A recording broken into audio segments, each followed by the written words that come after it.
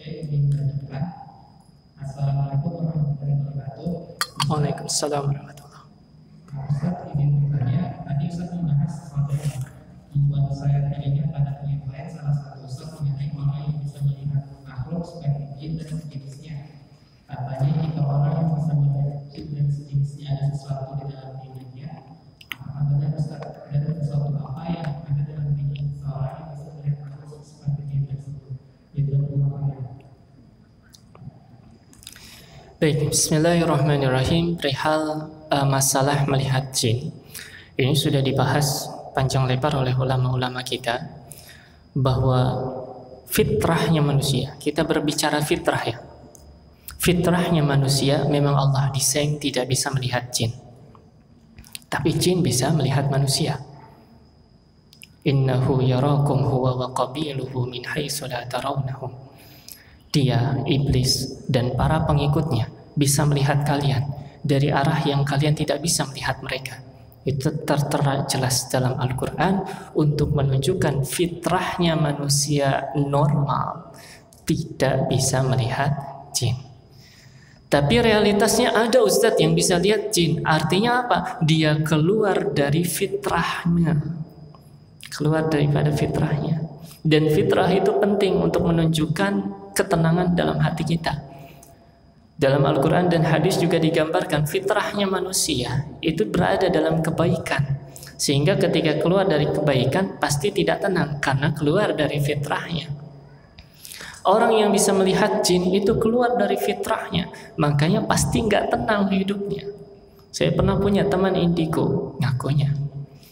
Nah, ketika dia lihat tempat-tempat yang horor, dia itu nggak tenang sekali.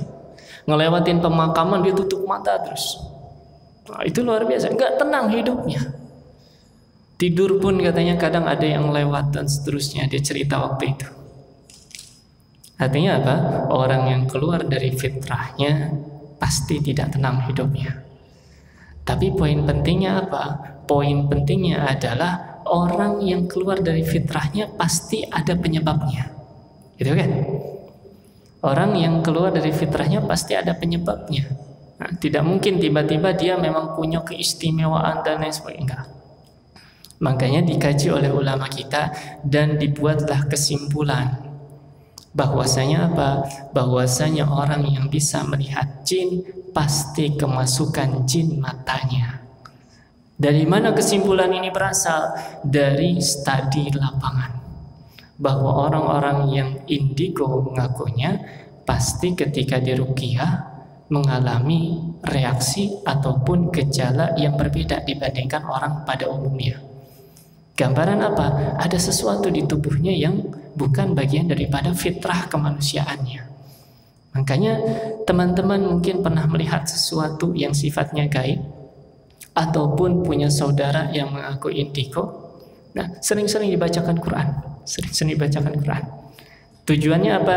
Niatkan semoga seandainya ada jin yang bersarang di matanya, semoga Allah yang melepaskan dengan kuasa Allah secara langsung. Kayak gitu. Nah, ini penting. Kenapa? Karena di masyarakat kita kebanyakan menganggap orang indigo itu keistimewaan. Betul ya? Padahal dalam perspektif Islam itu penyakit sekali. Dan itu harus dibersihkan. Tujuannya apa? Supaya betul-betul memutus ikatan antara jin dan manusia sebagaimana fitrah yang Allah sudah tetapkan. Dunianya jin ya jin, dunianya manusia, dunianya manusia. Maka jangan sampai dicampur baurkan satu dengan yang lain. Ustadz, yang jagain saya atau yang ada di tubuh saya itu jinnya jin baik. Tidak mungkin teman-teman. Tidak mungkin jin muslim yang baik itu membuat interaksi dengan manusia. Tidak mungkin. Mustahil. Artinya apa? Mau wujudnya kakek-kakek putih sekalipun berjanggut putih, atau dengan manipulasi katanya ilmu putih, atau manipulasi katanya kakek buyut, ketika dia sudah membuat interaksi dengan kita, dipastikan itu jin fasik atau jin yang memang sudah jelas kekafirannya untuk mengganggu kehidupan manusia. Baik disadari atau tidak. Ini penting. Disadari maksudnya gimana Ustadz? Memang ada ritualnya. Ada yang saya pernah ketemu orang Dia sampai ritual jam 2 malam itu semedi. Sama gurunya disuruh di sumur. Karena di daerah BSD tidak ada sumur yang bisa dia hinggapi. Dia masuk ke dalam tangki toren air. Jam 2 malam, serius. Itu saya pernah ketemu orangnya dan dia ngaku. Jadi dia jam 2 malam masuk ke toren air, dia kosongkan dulu airnya, dia semedi di situ. Tujuannya apa? Biar menjaga jin yang ada di tubuhnya itu terus menjaga. Artinya ini disadari kan? Ini disadari. Atau ada kasus orang indigo tidak disadari. Maksudnya apa? Dia tidak sadar tiba-tiba muncul. Ustadz, saya kecil nggak pernah lihat penampakan, tiba-tiba pas remaja lihat. Sering lihat. Atau sering ada yang ngajak ngobrol, nggak ada orangnya. Atau dan semacamnya, hal-hal yang sifatnya gaib misalnya. Kalau ajak ngobrol nggak ada orangnya, nah itu serem juga. Nah itu gimana Ustadz? Kan artinya saya nggak sadar nih, saya nggak pernah melakukan amalan apapun, saya nggak pernah melakukan ritual apapun. Dan bahayanya kadang kalau yang amalan suka bercampur baur dengan ayat Quran untuk dimanipulasi, teman-teman hati-hati ya. Kalau ada Ustadz, kiai, apapun gelarnya, kemudian ngasih amalan-amalan supaya apa? Supaya ada yang jagain kamu. Nah itu hati-hati.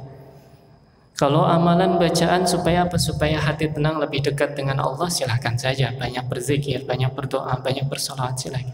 Tapi ketika sudah berkaitan dengan menjaga, sudah tanda kutip ada unsur jin di dalamnya. Hati-hati. Mau bacaannya Quran sekalipun, ketika tujuannya supaya jin jaga, itu sudah rusak dari niat. Yang tidak disadari kebanyakan hasil dari warisan orang tua, kakek, atau di atasnya kakek. Nah ini yang bahaya. Ini bahayanya sihir jin ya. Sihir berarti ada Ustaz, ada Rasul kan pernah kena sihir. Jadi bahayanya ada cerita gini teman-teman, dan ini kisah nyata. Kakeknya dulu, kakek buyutnya itu punya perjanjian dengan jin. Tujuannya itu hanya untuk jaga. Jadi kakek buyutnya meyakini saya banyak yang gak suka nih, harus ada yang jaga. Kalau ada yang lukain, ada yang jagain saya. Ketemulah dukun berkedok orang pintar, gitu kan. Sekarang kan gak mau disebut dukun, meskipun kemarin sempat viral tuh komunitas perdukunan Indonesia. Nah, mulai muncul juga akhirnya. Tapi pada umumnya di Indonesia, termasuk di wilayah kita, nggak akan mau dipanggil dukun. Pasti kan nggak jauh dari orang pintar, orang ngerti, mbah. Panggilan-panggilan sebetulnya ketokohan secara umum, bahkan ada yang dipanggil ustadz gitu kan.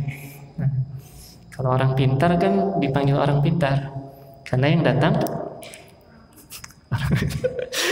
datang kurang pintar. Makanya ketemu jadi orang pintar dibilang. Nah, poin pentingnya adalah kakek buyut ini datang ke orang pintar katanya, dukun lah sederhananya, kemudian bacalah amalan-amalan sehingga dia ada yang menjaga. Teman-teman yang dimuliakan oleh Allah, jin tidak mungkin melakukan pekerjaan kecuali harus dapat timbal baliknya. Oke? Jin tidak mungkin mau kerja kecuali harus dapat bayarannya.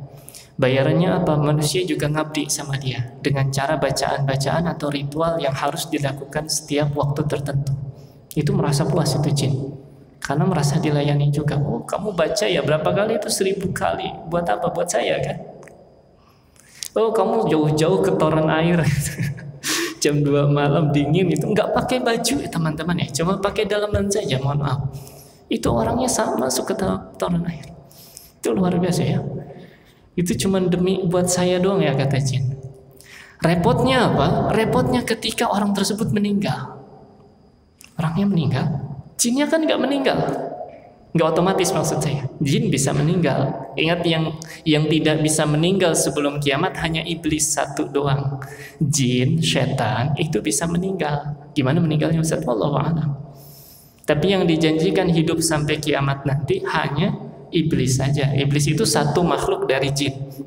Kalau di sini kan manusia ada Ahmad, Asep, Agung, kan banyak tuh. Itu kan manusia semua.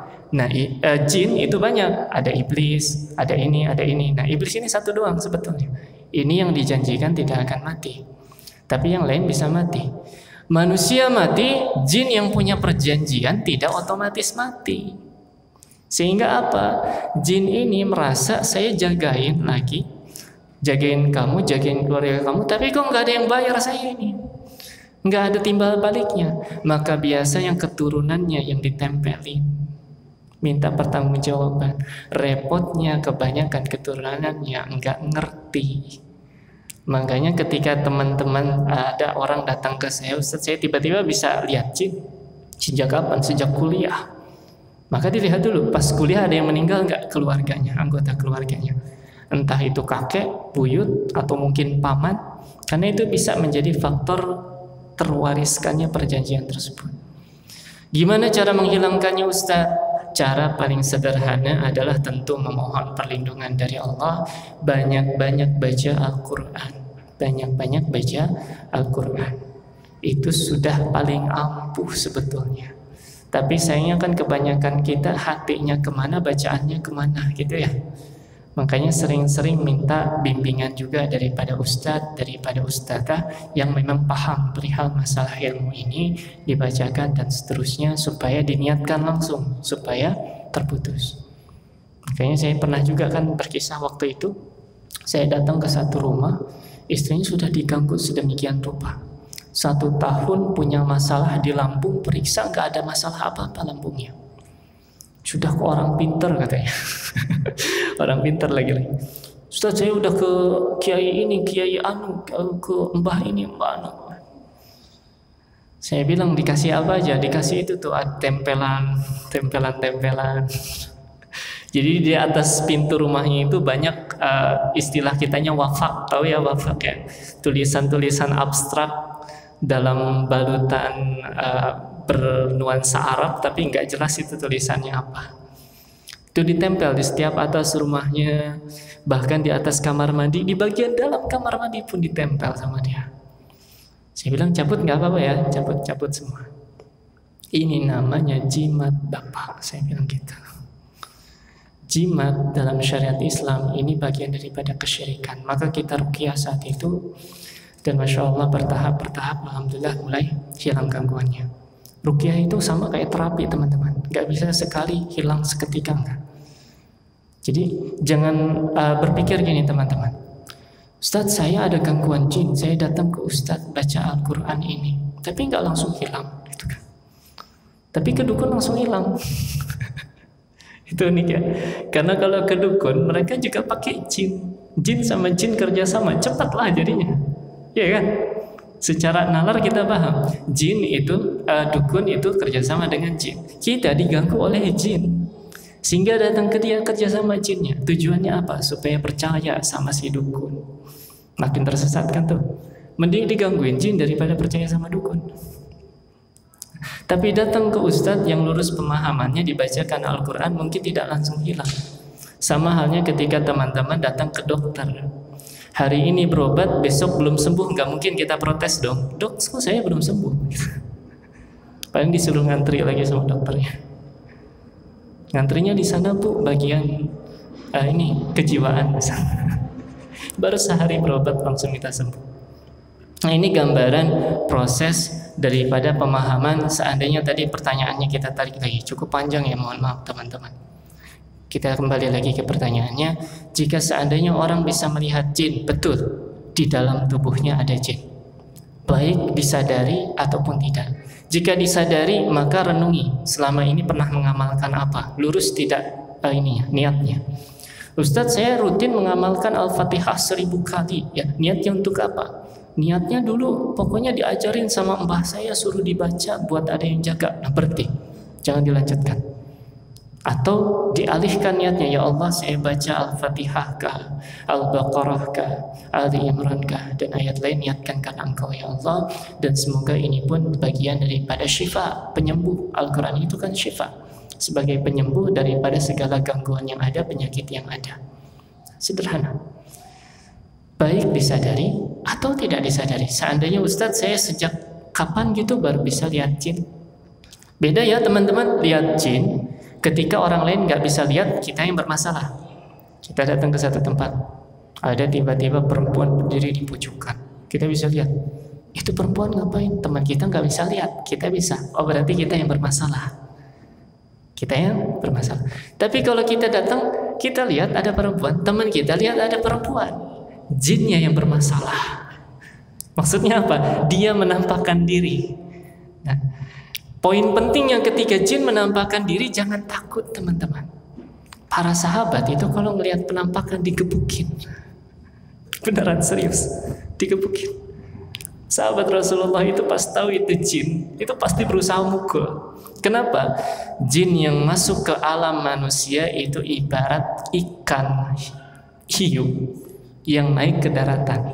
Di alamnya mungkin dia ditakuti, di lautan kan ditakuti betul hiu itu. Tapi ketika naik ke daratan, kelepek-lepek deh. Artinya apa?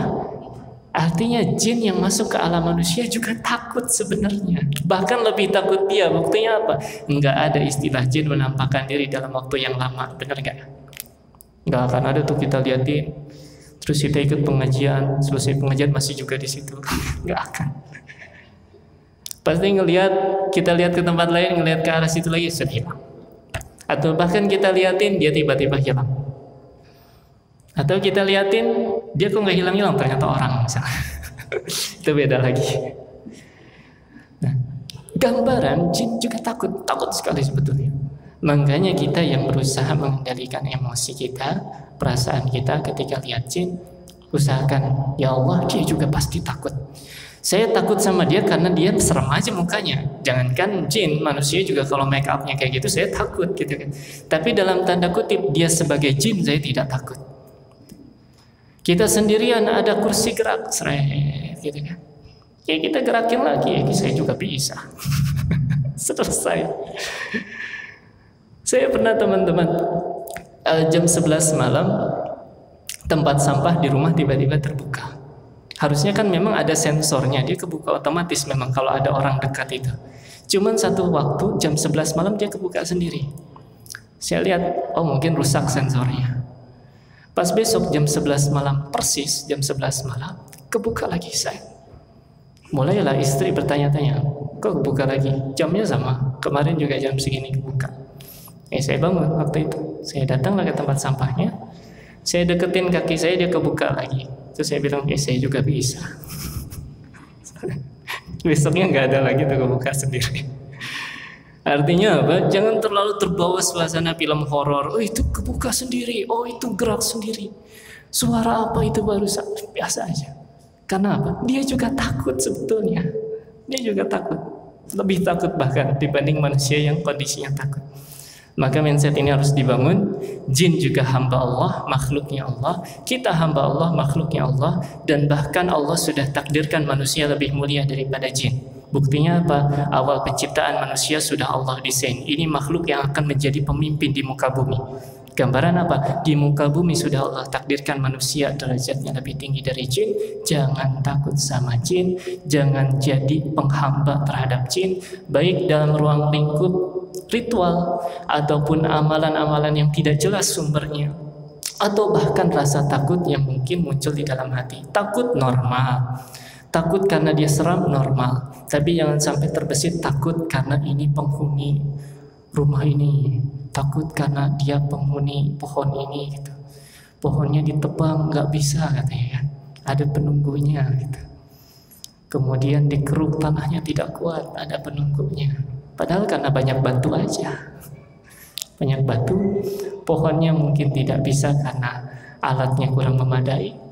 Tapi dikait-kaitkan dengan hal-hal semacam itu seakan kita di bawah mereka posisinya. Ini perlu dibangun. Nah, semoga terjawab teman-teman ya. Kalau solusi tadi ya, banyak-banyak baca Al-Quran. Kalau dirasa gangguan itu ada, datang ke ustadz yang memang paham untuk dibimbing. Tujuannya dibimbing. Karena ustadz pun sama memohon pertolongan Allah dengan ikhtiarnya, pasti kembali lagi bahwa Allah lah yang akan menghapus segala gangguan tersebut.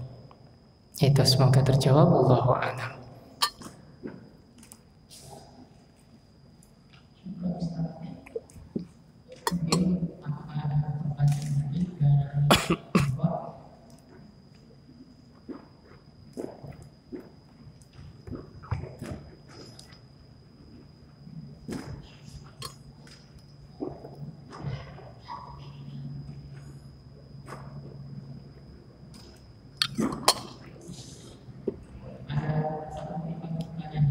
silakan. Bagaimana tanggapan Ustaz terkait orang-orang yang mudah untuk dimasukin oleh setan atau pemasukan setan? Kemanakan ruh manusia tersebut saat mungkin dimasukin oleh setan? Boleh diulangi sekali lagi? Bagaimana tanggapan Ustaz terkait orang-orang yang mudah dimasukin oleh setan atau pemasukan setan? Kemudian kemanakan ruh manusia tersebut saat mungkin dimasukin oleh setan? Mungkin pas kesurupan seperti ini mana? Oke. Bismillahirrahmanirrahim. Ini agak unik ya jadi kajian soal alam gaib ini. Tapi nggak apa-apa lah ya. Halloween kan berkaitan dengan hal-hal seram. Masih bisa untuk dipaksakan sesuai tema.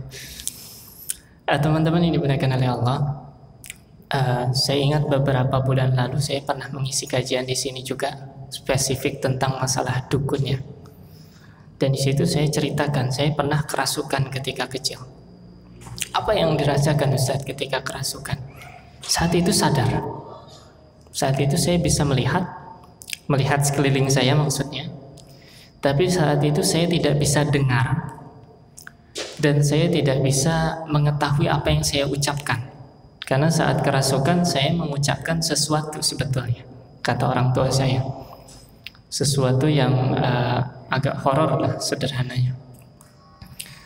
Tapi saya ketika kerasukan saya nggak merasakan itu. Saya nggak nyadar kalau lisan saya berucap. Pun saya tidak mendengar apapun teriakan orang sekeliling saya. Bahkan teriakan saya juga nggak saya dengar. Artinya apa? Itu salah satu kasus saja. Ada masa ketika orang kerasukan dia tetap sadar tapi tidak bisa mengendalikan dirinya. Ada ketika orang kerasukan memang tidak sadar secara penuh seperti orang yang sedang pingsan saja, sedang tidur misalnya. Atau ada orang yang kerasukan bisa mengendalikan dirinya dan berkompromi dengan makhluk yang ada di tubuhnya. Nah ini yang biasa sering dilakukan oleh para dukun. Jadi banyak dukun yang sebetulnya posisinya kemasukan. Dan dia sadar dia sedang kemasukan, tapi dia berkompromi. Sehingga apa yang diucapkan terkadang dari diri dia atau dari si jinnya. Ini yang bahaya. Nah, terlepas daripada itu, apa koridor orang yang mudah dirasuki? Apakah karena melamun? Karena orang sering bilang, jangan ngelamun nanti kerasukan gitu kan. Poin pentingnya adalah orang yang paling mudah dirasuki adalah orang yang lengah daripada ketaatan kepada Allah. Itu yang paling mudah. Kemudian dalam tanda kutip apa lengah daripada ketaatan kepada Allah? Salah satunya ketika pikirannya kosong, tidak mengingat kebaikan-kebaikan yang ada, tidak mengingat kondisi-kondisi yang ada, tidak mengingat bahwasanya dunia ini di atas semua kehendak Allah. Maka pikirannya kosong itu yang paling mudah dimasuki oleh jin. Artinya tidak harus orang itu ahli maksiat, karena setiap orang pernah lengah, ya kan? Orang ahli ibadah pun, jadi jangan heran, Ustaz dia rajin ke masjid, tapi digangguin jin misalnya, bahkan pernah kerasukan. Pertama, kemungkinan besar ada masa di mana ia lemah. Kedua, tadi jin hasil keturunan itu paling susah memang untuk dihapuskan. Agak seperti parasit dia tuh. Karena tanda kutip dia punya perjanjian di atas materai. Ala-ala jin. Karena kalau kakek buyut kita punya keterikatan semacam itu, kakek buyut meninggal atau kakek kita meninggal, datang ke kita, dia merasa punya kuasa. Saya sudah perjanjian. Makanya kadang diusir balik lagi. Bukan berarti ketika diusir dia tidak bisa pergi ya. Diusir. Jadi teman-teman jangan terkecoh juga. Orang dibacakan ayat Al-Quran kemudian dia ketawa. Tidak mempan. Gitu kan? Ada kan? Nah itu jangan terkecoh.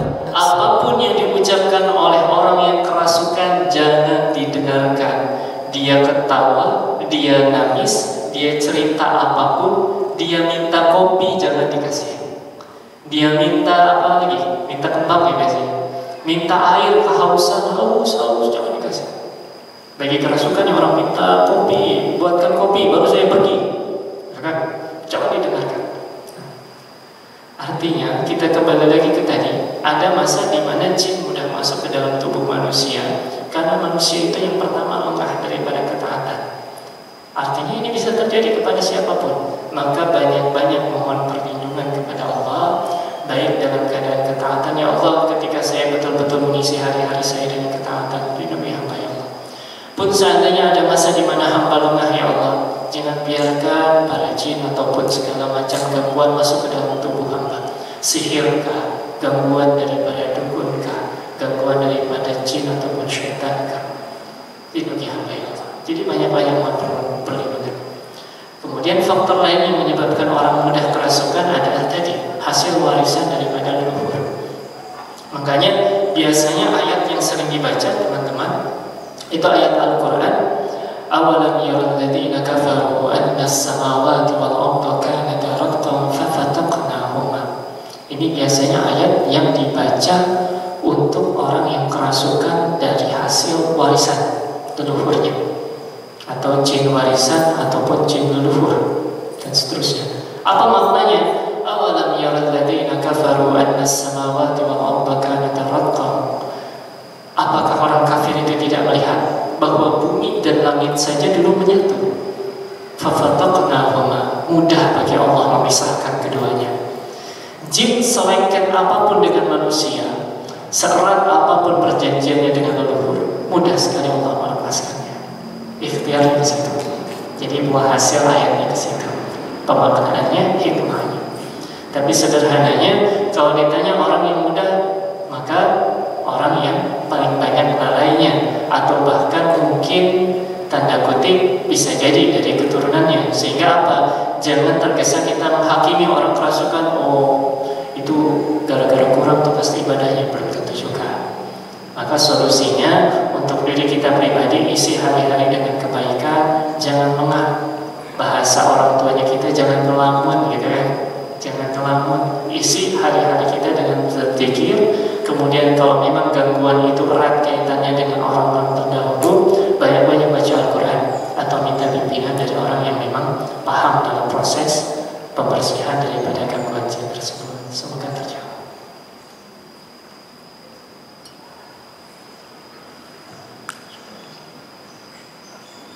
Ya, karena waktu juga sudah 11.20, mungkin untuk kajian kita tutup sampai saat ini teman-teman. Mungkin sebelum ditutup dimohon kepada Ustaz untuk memimpin pembacaan doa. Baik, teman-teman yang dimuliakan oleh Allah Subhanahu wa taala, sedikit closing daripada kajian kita pada siang hari ini. Alhamdulillah tadi kita bersyukur ya bahwa kita dihadirkan di majelis di masjid yang mulia, masjid yang menyatukan hati kita. Perbedaan sedemikian rupa yang terjadi di masyarakat atau mungkin kita dengan saudara kita, sikapi dengan lapang selagi saudara kita masih mengikuti ulama yang lurus. Pun alhamdulillah kita mengkaji bagaimana sejarah Halloween. Ada dua sudut pandang tadi ya sederhananya. Ada yang melihat Halloween sebagian daripada ajaran Kristen, juga punya erat kaitan dengan ajaran Kristen, All Hallows Eve atau malam untuk seluruh roh kudus atau roh-roh yang bersih hatinya dalam perspektif Kristen. Ada pula yang memaknai Halloween hanya bagian daripada keyakinan budaya Eropa. Baik Halloween disikapi sebagai bagian daripada Kristen atau Halloween disikapi bagian daripada budaya, keduanya tetap menyinggung masalah akidah yang mana bertentangan dengan akidah kita, sehingga kita jangan sampai ikut di dalamnya. Pun tadi dalam sesi tanya jawab kita memahami bahwa dari sejarah bangsa Kelt juga yang meyakini orang-orang bergentayangan. Kita mengokohkan akidah kita dengan meyakini bahwasanya orang yang meninggal sudah ke alam barzah tempatnya. Tidak mungkin kakek yang sudah wafat disuruh malah jagain cucunya. Buyut yang sudah lemah fisiknya malah disuruh jagain keturunannya. Itu hal yang mustahil, bertentangan secara akal maupun secara ajaran syariat Islam. Kita kokohkan kembali keyakinan kita, keimanan kita, dan semoga majelis ini menjadi bagian daripada pengokohan keyakinan kita dan akidah kita, dan Allah ridha kepada kita semua. Amin ya rabbal alamin. A'udzu billahi minasyaitonir rajim. Bismillahirrahmanirrahim. Alhamdulillahi Rabbil Alamin, hamdan syakirin, hamdan na'imin, hamdan yu'afi ni'amahu wa yukafi'u mazidah. Ya Rabbana lakal hamdu kama yanbaghi li jalali wajhikal karim wa 'azimi sultanik. Allahumma salli ala Muhammad wa ala ali Muhammad. Rabbana taqabbal minna innaka antas sami'ul 'alim wa tub 'alaina innaka antat tawwabur rahim. Allahumma ya muqallibal qulub tsabbit qulubana 'ala dinika wa li ta'atik. Ya Allah, Engkau maha membolak-balikan hati kami, ya Allah. Maka teguhkanlah hati kami semua untuk selalu dalam ketaatan dan penghambaan kepada Engkau, ya Allah. Allahumma la taj'al fi maqamina hadza dhanban illa ghafartah. Ya Allah, jangan Engkau biarkan jika ada di antara kami yang datang ke tempat ini dengan lumuran dosa, jangan Engkau biarkan, ya Allah, kami meninggalkan tempat ini kecuali telah Engkau ampuni dosa-dosa kami, ya Allah. Wala hamman illa farajtah. Ya Allah, jika ada di antara kami yang datang dengan berbagai macam kegundahan tentang hidupnya, ya Allah, kegundahan tentang urusan keluarganya, ya Allah, kegundahan kebimbangan tentang urusan ekonominya, ya Allah, maka jadikanlah majelis ini menjadi salah satu perantara Engkau menenangkan hati kami semua, ya Allah. Wala hajatan min hawaijid dunya wal akhirah illa qadaita. Ya Allah, kami datang ke tempat ini dengan penuh harapan tentang dunia dan akhirat kami, ya Allah. Banyak doa dan harapan tentang kehidupan kami, ya Allah. Banyak doa dan harapan tentang akhirat kami kelak, ya Allah. Maka jadikanlah majelis ini menjadi perantara Engkau mengabulkan setiap hajat dan doa kami, ya Allah. Rabbana atina fid dunya hasanah wa fil akhirati hasanah wa qina adzabannar. Ya Allah, kami memohon agar dunia tempat kami berpijak saat ini menjadi dunia yang baik, dunia yang tentram, dunia yang menenangkan hati kami, dunia yang lurus, dunia yang membimbing kami untuk dekat denganmu, ya Allah. Wa fil akhirati hasanah. Ya Allah, kami pun memohon agar akhirat kami kelak menjadi akhirat yang baik, akhirat yang mendatangkan kedekatan kepadamu, ya Allah. Ringankan hisab kami, ya Allah. Ringankan timbangan keburukan kami, ya Allah. Beratkan timbangan kebaikan kami, ya Allah. Mudahkan kami dalam menyeberangi jembatan Sirat, ya Allah. Mudahkan kami dalam menuju surgamu, ya Allah. Wa qina adzabannar. Dan kami pun mohon agar kami, keluarga kami, saudara kami terhindar daripada siksa api neraka. Allahumma anfa'na bima 'allamtana wa 'allimna ma yanfa'una. Ya Allah, jadikan ilmu yang kami kaji pada siang hari ini menjadi ilmu yang bermanfaat, ilmu yang bermanfaat untuk diri kami dan sekeliling kami, ilmu yang mendekatkan diri kami kepadamu, ya Allah, ilmu yang menenangkan hati kami, ya Allah, ilmu yang melembutkan hati kami, ya Allah. Wa sallallahu ala sayyidina Muhammad wa ala alihi wa sahbihi wa sallam. Walhamdulillahi rabbil alamin. Akhirul kalam, mohon maaf atas segala salah dan khilafnya. Wassalamualaikum warahmatullahi wabarakatuh.